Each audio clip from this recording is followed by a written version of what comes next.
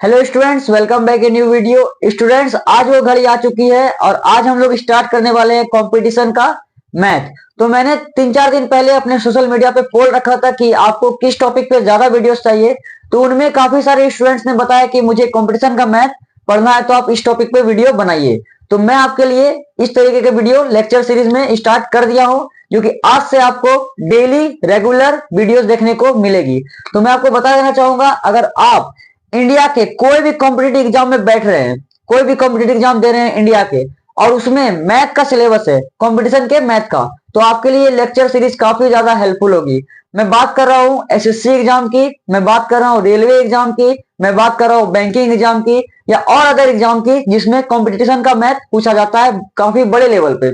बहुत ज्यादा सिलेबस होता है कंपटीशन का मैथ का, बहुत सारे टॉपिक्स है, 25-30 टॉपिक्स है, चैप्टर्स है। तो वो मैं आपको बताऊंगा। काफी लंबा ये लेक्चर चलने वाला है, आप लोग काफी कोऑर्डिनेट बना के रखेंगे मेरे साथ, और ये लेक्चर काफी लंबा चलेगी।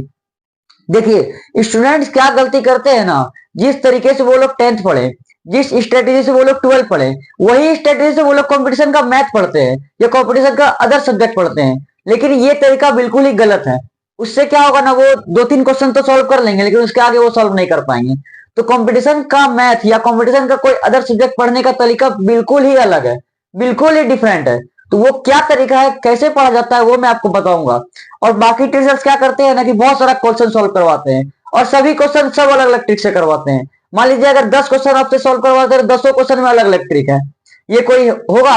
अब बताइए, क्वेश्चन आप अगर एग्जाम में बैठते हैं तो अगर 100 क्वेश्चन पूछ रहा है तो 100 क्वेश्चन में आप क्या 100 ट्रिक लगाइएगा? नहीं, ट्रिक से क्वेश्चन नहीं बनता है, क्वेश्चन बनता है कॉन्सेप्ट से। तो वो जो कॉन्सेप्ट है ना, कॉन्सेप्ट, वो मैं आपको बताने वाला हूं। तो जो भी हम लोग टॉपिक पढ़ेंगे, जो भी सिलेबस पढ़ेंगे हम लोग कंपटीशन का मैथ का, उसका मैं आपको पहले पूरा A to Z कॉन्सेप्ट बताऊंगा। उसके बाद ही हम लोग क्वेश्चन सॉल्व करेंगे। हम लोग भी क्वेश्चन सॉल्व करेंगे और बहुत ही बड़े पैमाने पर करेंगे। मैं आपको एकदम शानदार शानदार क्वेश्चन करवाऊंगा, लेकिन उससे पहले मैं उस क्वेश्चन के पीछे जो कॉन्सेप्ट होगा, जिसके वजह से आप उसके अलावा उससे रिलेटेड जितना भी क्वेश्चन होगा आप लोग सॉल्व कर पाएंगे। तो मैं आपको पहले कॉन्सेप्ट बताऊंगा, जो कि बाकी सारे टीचर्स अक्सर नहीं बताते हैं, ठीक है ना। तो वो मैं आपको बताऊंगा, जिसके कारण से आपको उससे रिलेटेड बाकी क्वेश्चन भी सॉल्व हो जाएंगे। तो अगर आप कोई भी इंडिया के कोई भी कॉम्पिटेटिव एग्जाम में एग्जाम दे रहे हैं, या एसएससी हो गया, रेलवे हो गया, बैंकिंग हो गया, एसबीआई हो गया, जितने भी कॉम्पिटेटिव एग्जाम है जिसमें मैथ का सिलेबस हो, तो आपके लिए लेक्चर सीरीज बहुत ही हेल्पफुल होगी। देखिए, इस लेक्चर सीरीज को आप अपने फ्रेंड्स को भी शेयर कर दीजिए, क्योंकि वो भी कॉम्पिटिशन की तैयारी कर रहा होगा, 100% तय है। ठीक है, तो आप देख रहे हैं मैं 2-3 दिन से बिजी था, इसलिए मैं वीडियो शूट नहीं कर पा रहा था, बट अब जो है डेली एक लेक्चर सीरीज आएगी कंपटीशन के मैथ की। ठीक है, तो आप लोग सपोर्ट कीजिएगा, चैनल न्यू है और आपको मैं बता रहा हूँ A1 कंटेंट आपको मिलने वाला है कंपटीशन का। तो चलिए इस वीडियो को हम लोग स्टार्ट करते हैं, और आज हम लोग कंपटीशन के मैथ का शुभारंभ करने वाले हैं। और आज हम लोग पहला चैप्टर पढ़ेंगे, नंबर सिस्टम।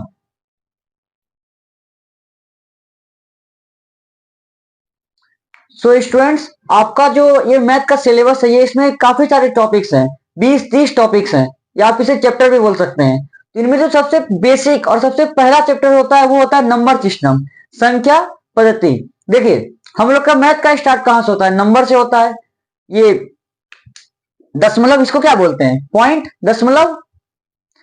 दशमलव के बाद 0, 1, 2, 3, 4 ये नंबर होता है। मतलब मैथ में किसका खेल है? हम लोग मल्टीप्लीकेशन, भाग, गुना, जोड़, घटाव किसका करते हैं? नंबर का करते हैं। तो नंबर में संख्या।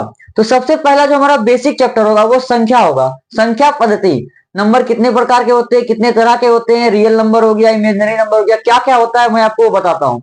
तो आप लोगों ने जाना सबसे बेसिक जो चैप्टर है कंपटीशन के मैथ का, वो नंबर सिस्टम है। तो हम लोग यहीं से अपना लेक्चर सीरीज स्टार्ट करेंगे, और आज ये पहला लेक्चर है। ठीक है, तो चलिए मैं आपको आगे बताता हूं।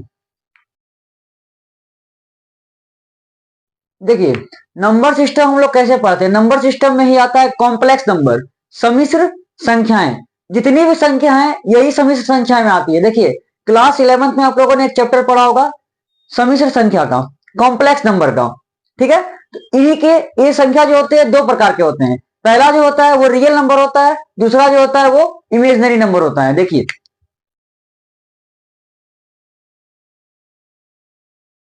देखिए नंबर जो होते हैं कॉम्प्लेक्स नंबर, ये जो नंबर होते हैं, एक रियल नंबर वास्तविक संख्या, दूसरा होता है इमेजिनरी नंबर। देखिए, इमेजिनरी नंबर के बारे में आप लोगों ने क्लास 11 में बहुत ही डीप पढ़ लिया है।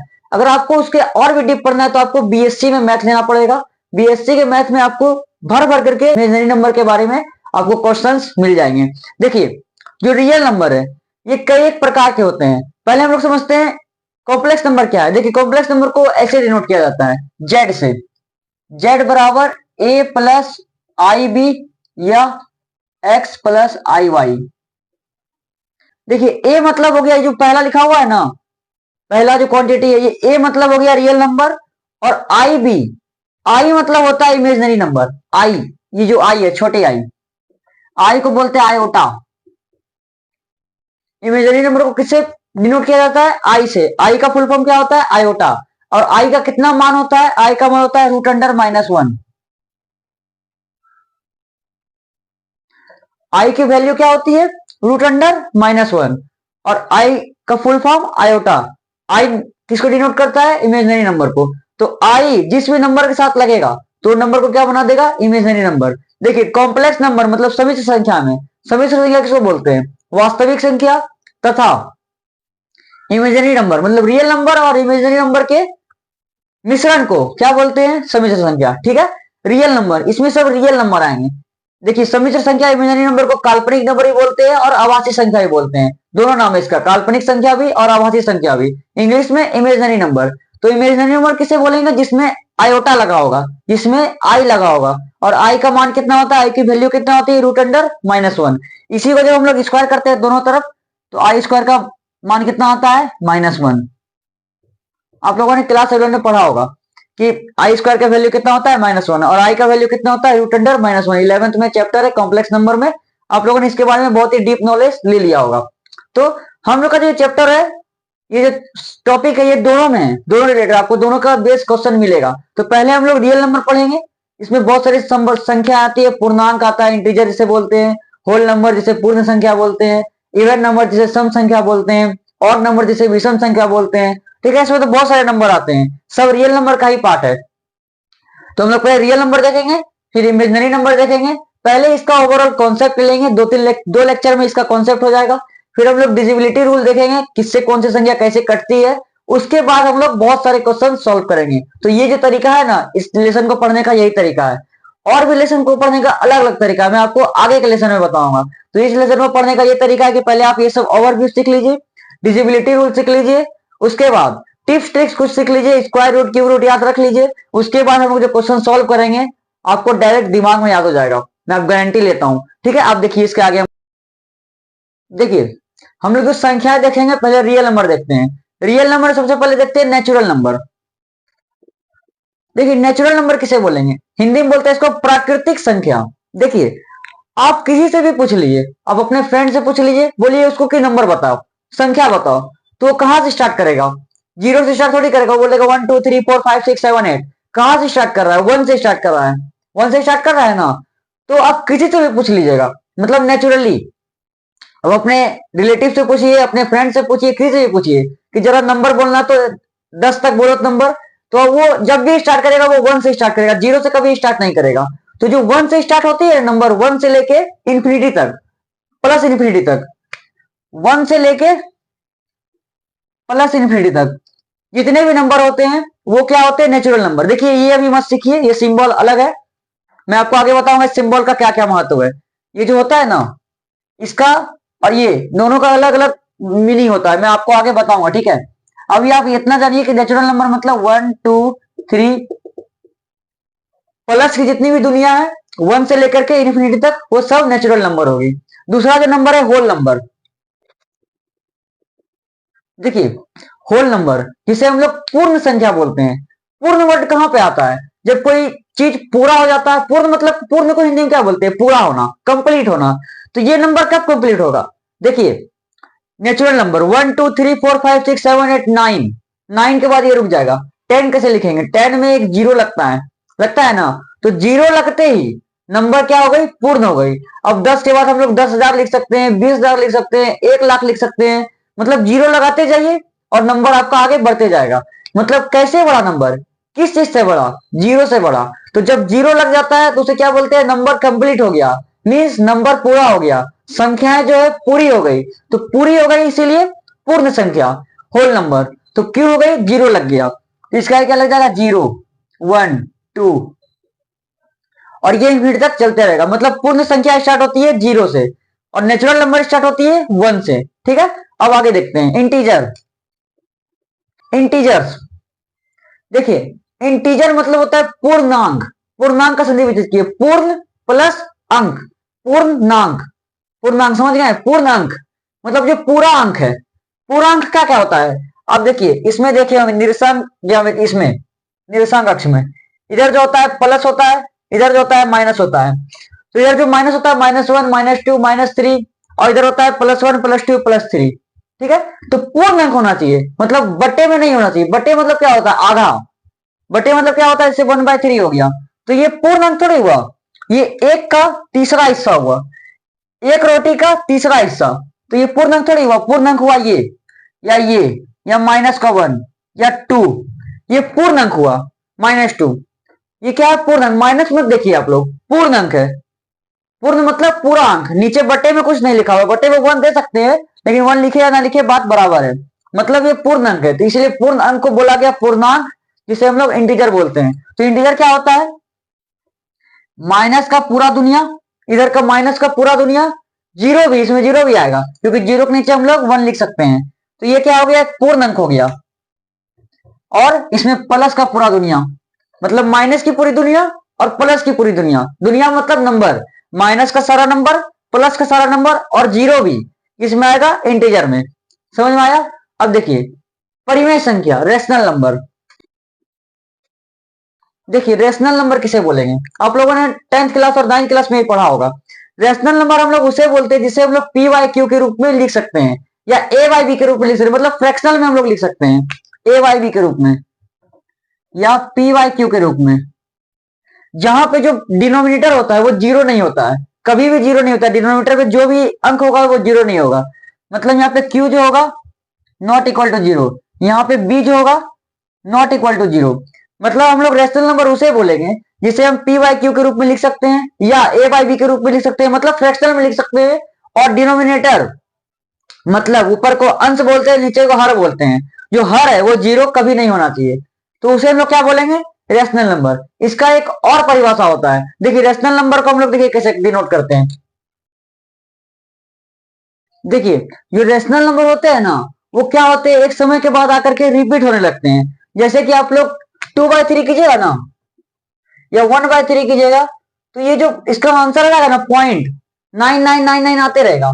पॉइंट दीजिए, ये कितना बार कटेगा? 3 3 9 3 3 9 3 3 9 3 3 3 3 3 3 3 3 क्या होगा? रिपीट होते रहेगा। मतलब ये नॉन टर्मिनेटिंग होता है। ये क्या होता है? Rational number non terminating but repeating. समझ में आया मैं क्या बोल रहा हूं? नॉन टर्मिनेटिंग बट रिपीटिंग, ये रिपीट होता है 3 3 3 3 करके, ये चलते ही जाएगा, ये कभी कटेगा नहीं। और 2/3 भी कीजिएगा तो ये कभी कटेगा नहीं, ये चलते जाएगा। समझ में आया? तो रेशनल नंबर किसे बोलेंगे? जो पी वाई क्यू के रूप में हो और डिनोमिनेटर इसका जीरो नहीं होना चाहिए, या फिर ये नॉन टर्मिनेटिंग बट रिपीटिंग होता है, मतलब ये रिपीट करता है। और इरेशनल किसे बोलेंगे? जो रेशनल नहीं है वो इरेशनल है।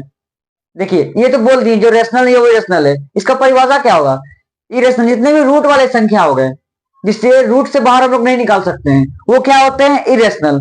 इसका परिभाषा क्या होगा? ये क्या होते हैं ना, नॉन टर्मिनेटिंग और नॉन रिपीटिंग।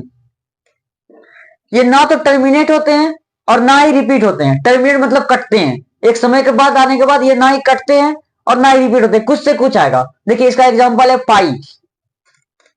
पाई का मान कितना होता है? 3.14, और ये चलते ही रहता है। बगल में आपका देखिए पाई का मान आ रहा है, कुछ भी आ रहा है, 3.1415 ऐसे कुछ कुछ आ रहा है पाई का मान। तो पाई कौन सा नंबर है? ये इरेशनल नंबर है।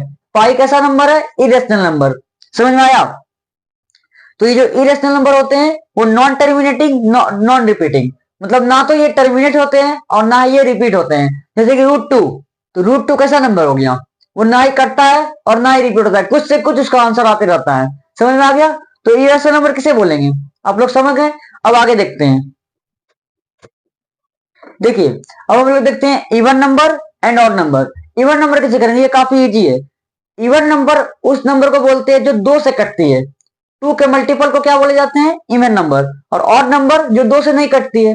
हो गया इवन नंबर। पहला इवन नंबर क्या होगा? 2, फिर 4, फिर 6, और ये चलते जाएगा। ऑड नंबर जो 2 से नहीं कटती है, तो 1, 1 के बाद क्या आएगा, 2 तो 2 से कट ही जाती है, 3, फिर 5, फिर 9, फिर 11, ये चलते जाएगा।